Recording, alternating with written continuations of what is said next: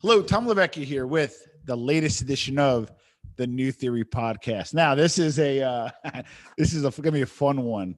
We have Elaine Culotti from Undercover Billionaire season 2, and if you haven't seen it, it's on Discovery Plus, and it's basically her, Grant Cardone, who's on the show, and a third. What is her name again? Got to forget. Monique, who I believe was Timbaland's ex-wife, correct? Yeah, they were married for a while. Yeah, and I don't want to characterize that. I'm just saying, giving a reference. And Elaine is a super successful entrepreneur. We'll get into how and why. And then she decided to basically just go to a random city with no money, and in 90 days have to have $1 million business. We'll find out. Well, she can give as much as she can because the show's not over. You have to watch. But Elaine, welcome to the New Theory podcast. How you doing today? I'm so excited to be here, Tom. I feel like very special that I got invited to be on. We're happy to have it. Without a babysitter telling me what to say. I love it. We're happy. Dig in. Get it while the getting's good. We don't have the lurkers because it's visual. So we're the publicity managers. I love it. And when we're super high tech, I got the green screen that you see. Green goes green every time I move. So with that being said, and we got to ask you, how'd you make your money? Give us formative years. How did you get into business, and walk us through that? I'm a serial entrepreneur. At least that's what I've been tagged through Undercover Billionaire. But really, I made my money the old fashioned way. I worked for it. I'm pretty dedicated to getting up in the morning early and good ideas and follow through and hard work. Those are just kind of the core values that I think follow me around, whether I like it or not. Yeah. And I'm always a yes person. I like to say yes to things, even when I'm not sure how it's going to go. Yeah. It's more the experience, I think, than anything. So, and you definitely, and she, we'll put a link and you'll be able to see her full story. But what's interesting enough is you got really big in the real estate space, but your entree was in the design space, correct? If you can walk us through that, if I'm correct on that. Well, I think people just like being a female designer is actually a little bit easier than being a female, contractor. Yeah. People think it's let her fluff the pillows, stay on the inside of the house. You can't go out. There's no girls on the outside, no skirts. I've heard it all. Yeah. Interior design is, just has a softer feeling that's maybe, and most male interior designers, they don't want to be called interior design. They want to call architectural designers. Love it. So then what was your first biggest check and how did you get it? Like when you really, don't get me wrong, like I have family in construction and they do well, like really well, but you hit top tier. So give us your first big score. And then obviously my first biggest check was when I sold my first piece of real estate, right? I bought a property, I fixed it up, and then I sold it. And the distance between what I had bought it for, put into it, and sold it was so big. The check was literally, I kept looking on my balance sheet on my little checking account, back when they would mail it to you and you had all the numbers and you had the canceled checks. And I was like, that's all my money. That's my money. I made that money. And it was like, where is your money? And I'm like, it's in my checking account. What to do with it? I love it. I love it. So that was my first, and it didn't take me long because, I'm not the sharpest knife in the box, but I knew that actually, investing in dirt and then adding hard work to it created blue sky that you could, easily sell if you wanted to. It was just a matter of how much money you wanted to make or lose, right? You could just sell it. And so that's why I believe everyone should own real estate, Tom. Everybody should have that American dream, be able to buy a house, a building. I'm in a high rise right now. Can we buy this high rise? Yeah. I was like, are you out of your mind? You want to buy the whole building? I go, yeah, the whole thing. From the little steeple on the top to the parking garage on the bottom, all four corners, I want to buy the whole building. I love it. Now, one of the things though that I'm fascinated with, and you kind of touched on just now, but you could have went the route of an agent, meaning I'm going to be a real estate agent, I'm going to make commission, but you jumped into the seat of a principal. So how did you have the courage? How did you know to do that? Why did you do, that's a balls move now, but even a more balls move back then. So I want to know how you hey, instead of being an agent of selling the $20 million, 6%, you were the principal selling it and giving out the 1.2 million commission. I want to know how you got there and how you got that courage and how that was done. That's what I'm super fascinated about, honestly.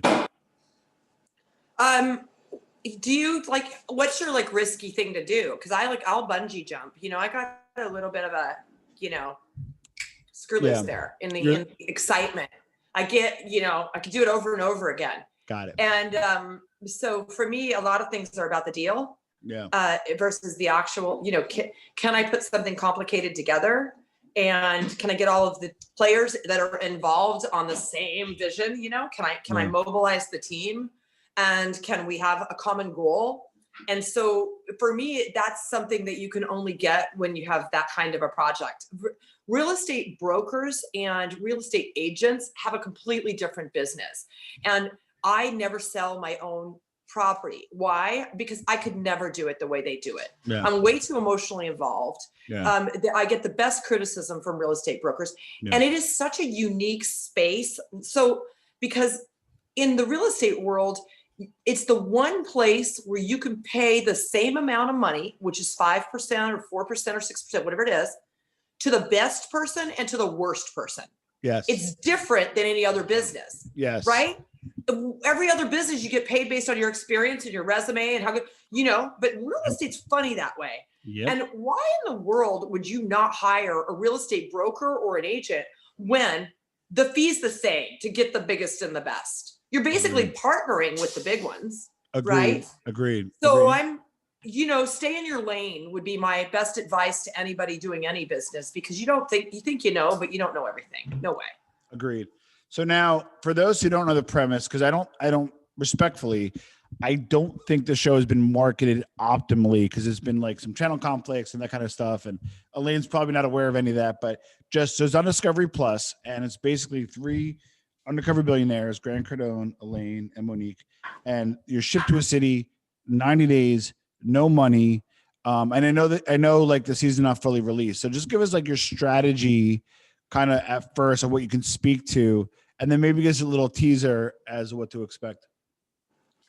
So there was one season before us, Glenn Stearns. Yes. I did not watch it. Yeah. I'm very public about the fact I didn't watch it. I just wanted an organic experience.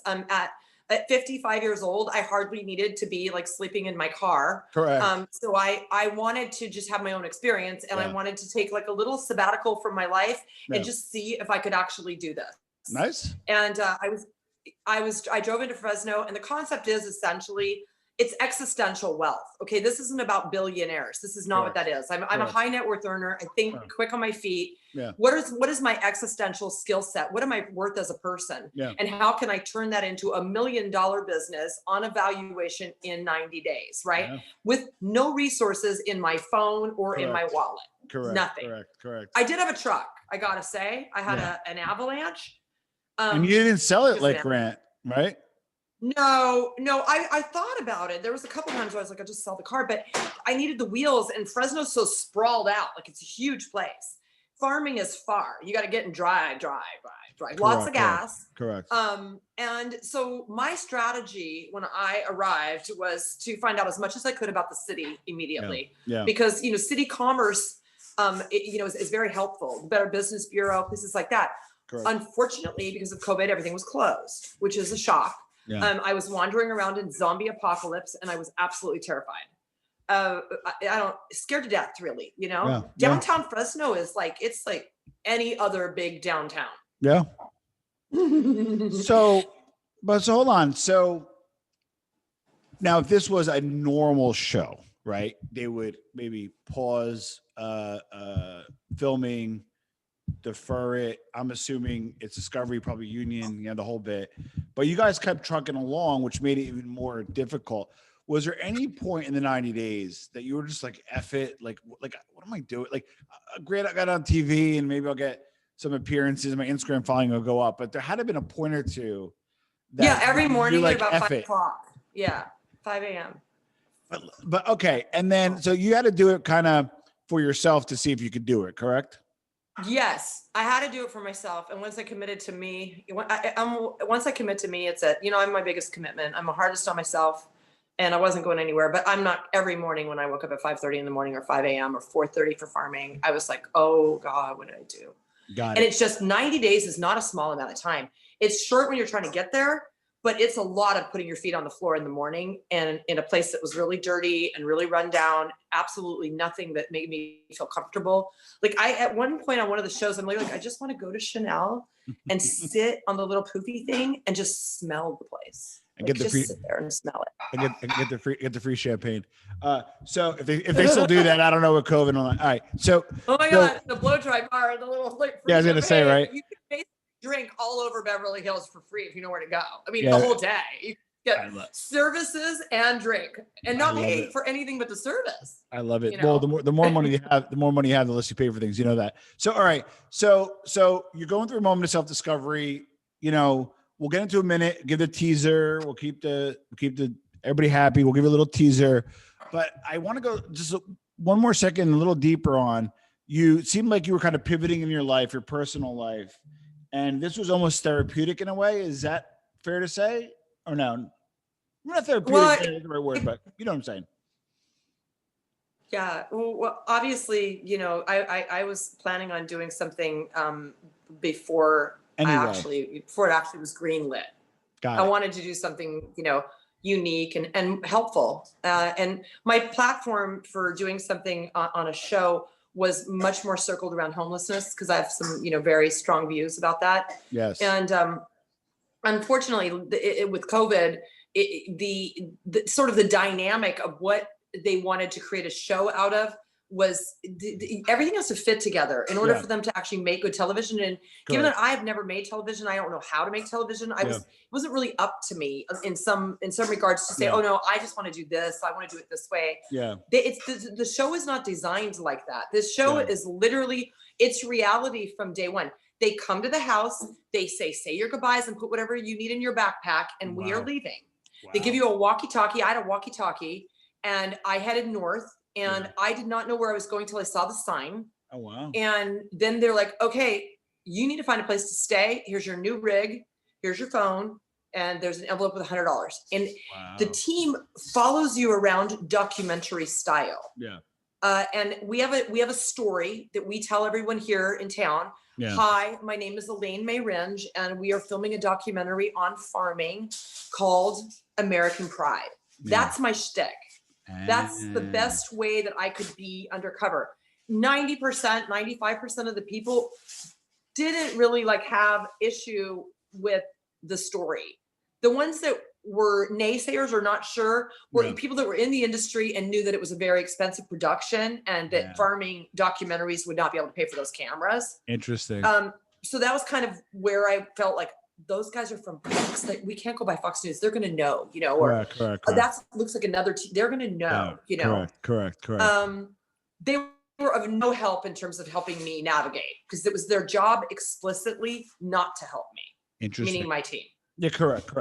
And that was part of it. So I don't want to give too much away because I want you to see it. So the first few episodes that I saw, Elaine has a specific strategy as to how she went about things. She does things a lot differently than the first season, as well as the other two participants in the season. You have to watch to find out. But Elaine, why don't you give a little teaser, because there's about 8 or so episodes left. Walk us through a little bit about what we can expect that you're allowed to talk about.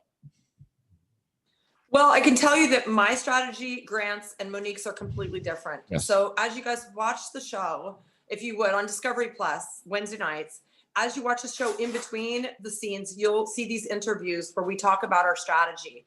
And they are still being filmed because a lot of this literally was 90 days of filming nonstop. Wow. Huge production. You're talking about 4 cameras, 16 hours a day. Yeah. And if you think about that editing down into 43 minutes of television or something like that, it's shocking what doesn't make it to the actual scene. Yeah.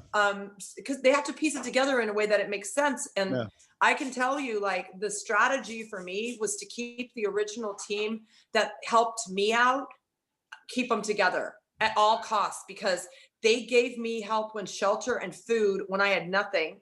And they were all in a really bad situation and needed my help. To begin with, correct. So that was my strategy, which is generally my strategy in business, is to kind of stick with who you know. And I can't speak on behalf of Grant and Monique, and I have no idea what their outcomes are.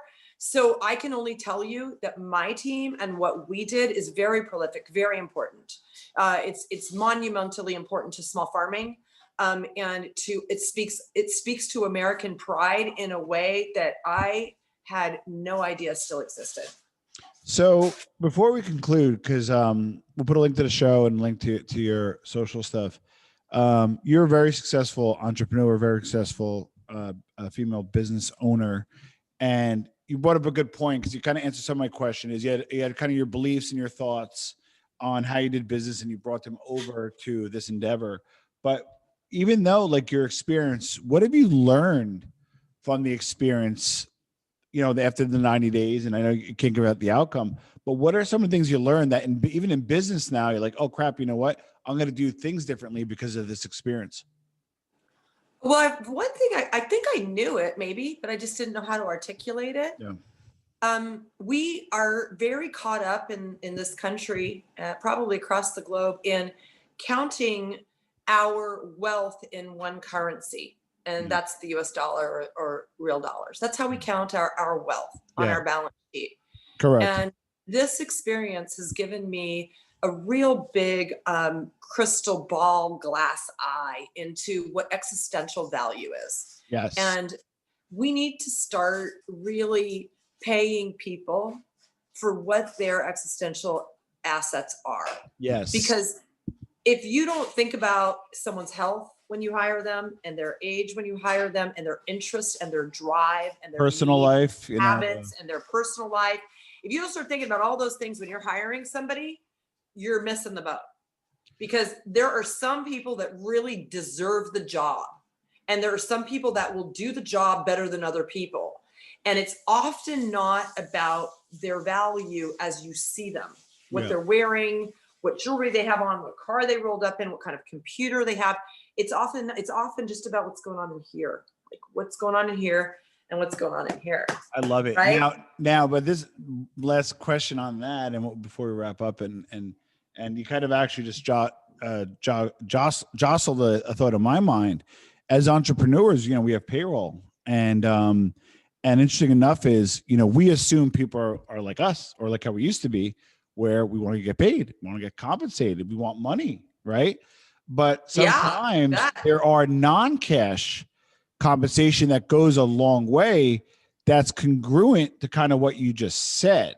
So now, not that you try to take money out of people's mouth, but now that you did this experience and you put compensation plans together for your multiple teams, are you going to maybe take more of a holistic approach and maybe offer non-cash stuff or stuff that may be more meaningful than just a 5% raise, or not? Like, walk us through that a little bit, because I think that's a good question to ask.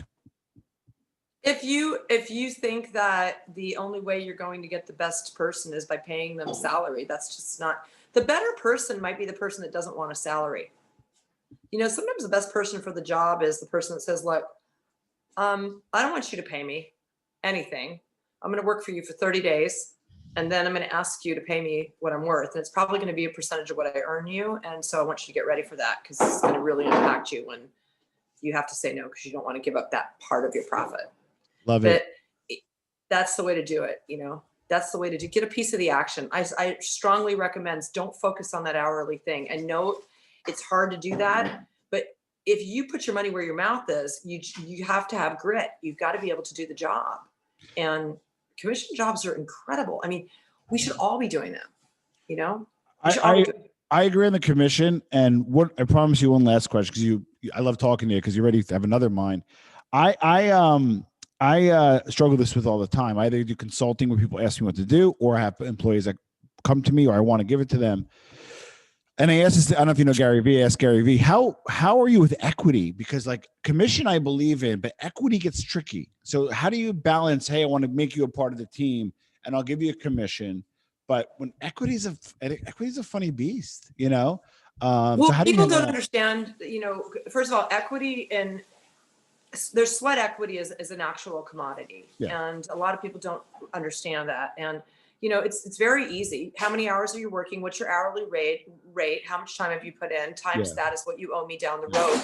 Because I didn't get paid right away, I'd like an extra 15% for waiting for my money. Correct. I mean, you can actually come up with a formula for sweat equity if you're concerned about giving someone 5% of your business, for example. Got it. You say, look, I can only generate this much. This is what I would pay you if I could write you a check. Because I can't write you a check, I'm going to pay you that plus for your sweat equity. There's a formula that you can make. And if you can't make a formula, maybe you should sit down and try to think about it, because it can be, and I think is to a lot of people, especially in this day and age, the difference between the success and failure of your business is the ability to pivot like that. And that's, if you tune into this, I hope you listen to this whole thing or watch this whole thing, because this is super important. Elaine, how can we find you?